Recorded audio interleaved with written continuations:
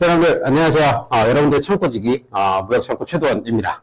오늘 우리 살펴볼 내용은 뭐냐면 무역과 관련된 5가지 법에 대해서 한번 살펴볼 거예요. 물론 잘 알죠. 여러분들 법 없이도 열심히 잘 살고 있는 거 아는데 이게 또 무역이라고 하는 게 또 업무와 관련된 일이다 보니까 법하고는 뗄래야 뗄 수가 없단 말이죠. 그래서 한 5가지 정도? 또 우리나라 또 3대 짬뽕, 5대 맛집 이런 거 좋아하니까 이 5가지 정도는 우리가 좀 알고 무역 업무 하자라고 하는 거예요.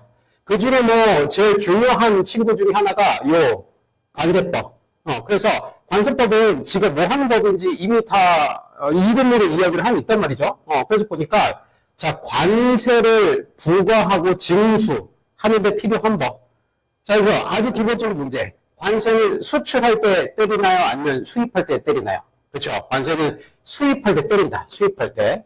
그래서 기본적으로 관세는 수출할 때 때리지 않는다는 거죠. 자, 그래서 수입할 때 관세법에 의해서 관세를 적정하게 내는 게 납세의무자의 우리 입장에서 되게 중요한 일이 되는 거죠. 자, 그래서 관세법이 뭐 하는지 지금 이름으로 들어보고 있고, 그 다음에 수출입 물품의 통관이라고 하는 절차. 결국에는 관세법도 행정과 관련된 법이다 보니까 아무래도 이거 하시고 싶으면 이렇게 하세요, 저렇게 하세요, 이렇게 얘기할 거란 말이죠. 자, 그래서 지금 행정과 관련해가지고 여러 가지 절차들에 대해서 규정을 하고 있는데 그 중에 제일 중요한 게 바로 통관. 자, 그래서 통관과 관련된 지금 내용을 이야기를 하고 있다. 그 다음에 두 번째가 대외무역법. 사실 대외라고 했는데 무역이라는 것 자체가 국제장사인데 국제장사라고 하는 건 외국한테 팔아먹으면 수출인 거고 외국한테 물건 사면 수입인 거니까 사실 대자라고 하는 말 빼도 크게 의미에 있어서 문제가 없죠. 그래서 사실은 그냥 무역법이에요. 무역법. 그래서 대한민국에서 무역과 관련된 상위법이라고 여러분들 알아주면 좋아요. 그래서 무역을 진흥하고 그 다음에 공정무역, 그래서 공정한 거래, 질서를 확립하는 역할을 한다.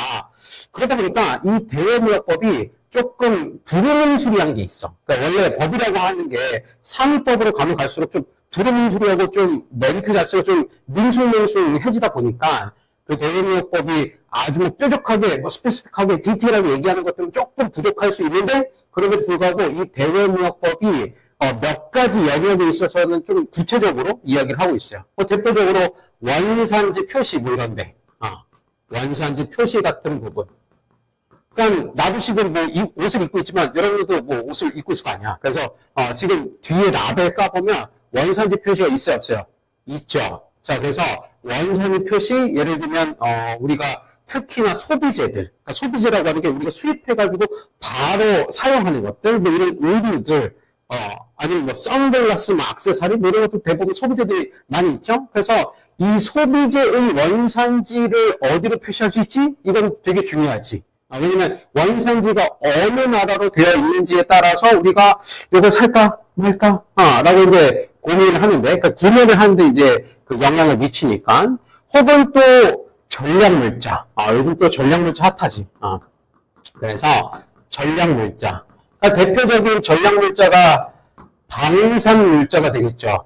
전투기, 탱크, 미사일, 요즘 대한민국이 잘 만드는 아이템들 중에 아주 대표적인 게 이 전략물자죠. 그래서 이런 전략물자를 수출하고 수입하고 혹은 중개하는 게 다 허가가 필요해. 그것과 관련해가지고 대외무역법이 책임지고 있다 이거죠. 그러니까 이런 식으로 대외무역법이 조금 두루뭉술이한 면이 있다. 왜냐면 무역과 관련된 일반법이니까. 그런데 특정 영역에 있어서 굉장히 좀 스페시픽하게 디테일하게 시시콜콜이 얘기하는 영역들도 있더라 라고 하는 거.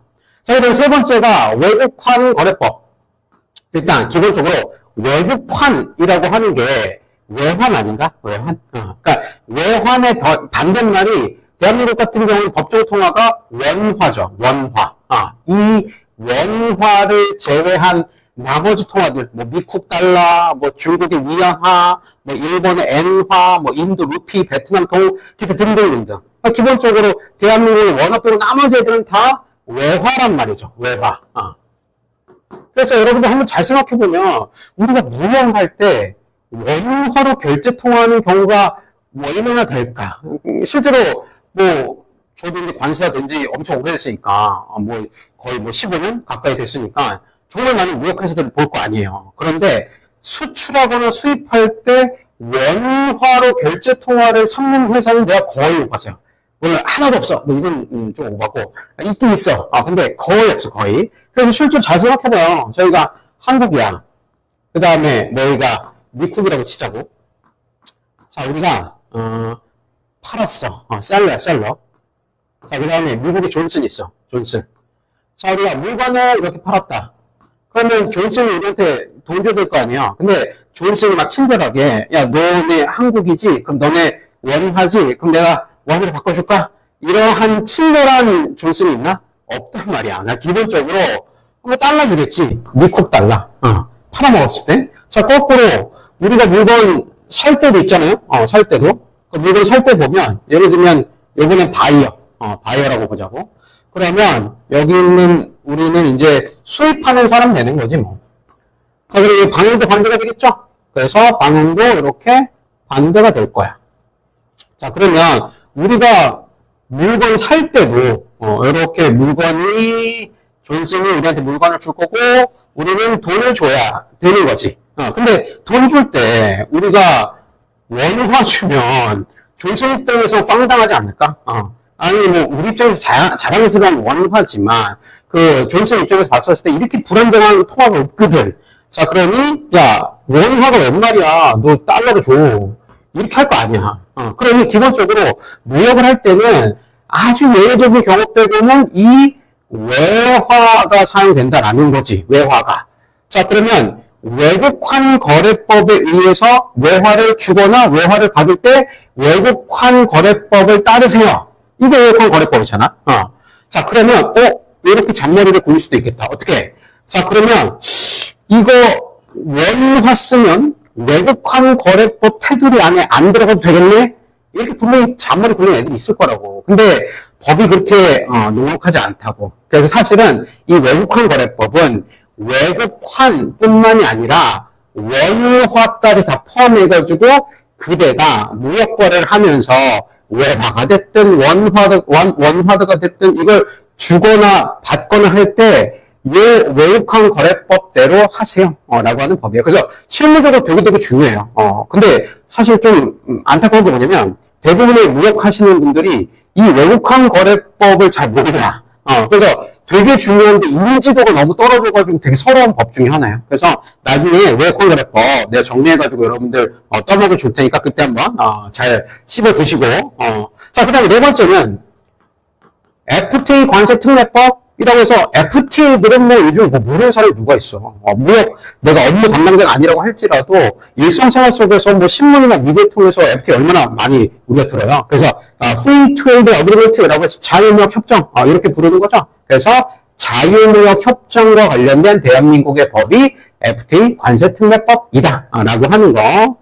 그래서 이 FTA 관세 특례법이 지금 정리가 되기 전에는 FTA 맺을 때마다 지금 개별적인 FTA 특례법으로 막 존재를 했었어요. 그러니까 너무 지저분해. 그러니까 예를 들면 이런 식이라는 거지. 뭐 한칠레 FTA 특례법 딱 생겨. 그 다음에 한칠레 FTA 다음에 예를 들면 뭐 한아세안 FTA 특례법이 또 생겨. 그러니까 이런 식으로 자꾸 특례법이 막 FTA 개수만큼 많아지니까 너무 너저분하더라는 거지. 그러니까 통일성도 없고. 그래서 이 FTA 관세 특례법이라고 하는 법으로 다 이제 몰았어요.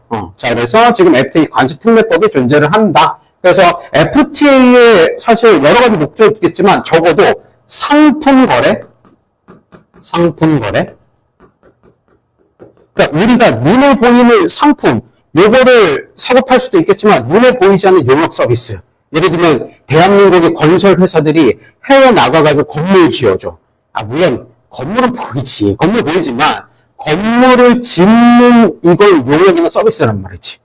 그래서 상품 거래 말고도 용역 서비스 거래도 있겠죠? 혹은 자본을 투자한다던가. 그래서 뭐 지사를 만들고 공장을 만들고 뭐 이런 것도 있겠지. 근데 FTA 같은 경우에는 특히나 상품 거래에 있어서 자유무역을 하죠? Free Trade Agreement라며 자유무역 협정이라며. 그래서 FTA를 하려면 어떻게 하는 게 좋을까요? 관세 장벽이 높은 게 좋겠어요? 낮은 게 좋겠어요? 당연히 낮은 게 좋겠지. 그래서 야 너랑 나랑 이제 무역과 관련해서 절친이다. 그러니까 관세 장벽 낮추는 거다. 그래서 관세를 낮추기 위한 목적이 되게 크죠. 물론 관세 장벽 말고도 니캉니캉 절친이니까 비관세 장벽도 똑같이 낮추는 거야. 이런 목적도 크지. 그래서 지금 대한민국 같은 경우는 특히나 상대적으로 내수 시장이 좀 작잖아. 미국 생각하고 일본 생각하고 유럽 전체를 한번 생각해봐요. 대한민국의 인구라든지 이런 것들이 조금 아쉽지.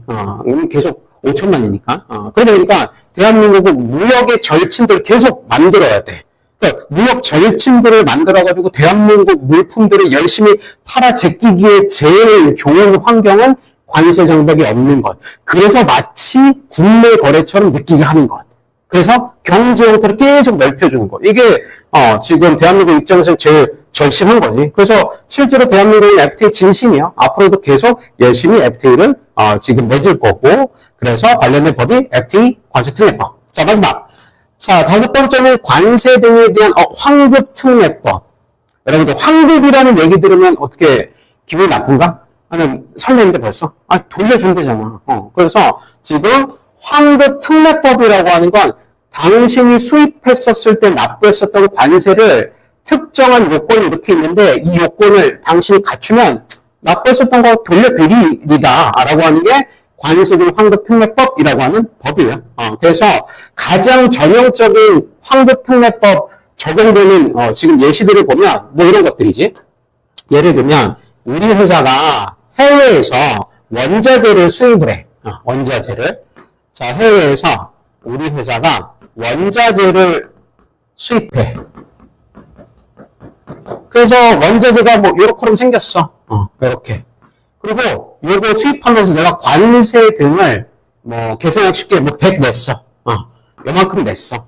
그래서 이 관세 등 이거 왜 냈어? 그러면 아니 당신이 이 원자재 수입해가지고 대한민국에서 소비, 사용할 거니까 내 라고 하는 목적이 제일 크단 말이에요. 자, 그래서 지금 이 원자재를 수입해가지고 완제품을 뚝딱뚝딱 만들었어. 완제품을 뚝딱뚝딱 제조를 했어. 자, 그래서 지금 이러한 완제품을 만들었어. 이러한 완제품. 근데 이 완제품을 만드는데 요거 들어갔단 말이에요. 수입 원자재가. 자, 그래서 지금 이 물품을 국내에서 판매할 수도 있고, 그 다음에 해외 판매할 수도 있단 말이지. 국내에서도 팔고, 해외에서도 팔고. 자, 그런데, 야, 외국에 팔자. 그래서 해외에다가 열심히 팔았어. 자, 그러면, 이 물품에 들어간 지금 수입산 원자재가 최종적으로 대한민국에서 소비 사용 될게요? 안 될게요? 안 됐잖아. 그러니, 이거 대한민국에서 소비 사용할 겁니다. 라고 하는 거 전제로 깔고 납부했었던 이 100은 돌려받을 수 있어야 되겠지. 이게 바로 지금 관세 등 환급특례법이 존재하는 이유가 되는 거죠. 자, 이렇게 해가지고 5가지 우리 대한민국에서 무역과 관련해서 제일 중요한 법들 오늘 한번 살펴봤어요. 자, 그러면 다음 시간에 뵙도록 할게요.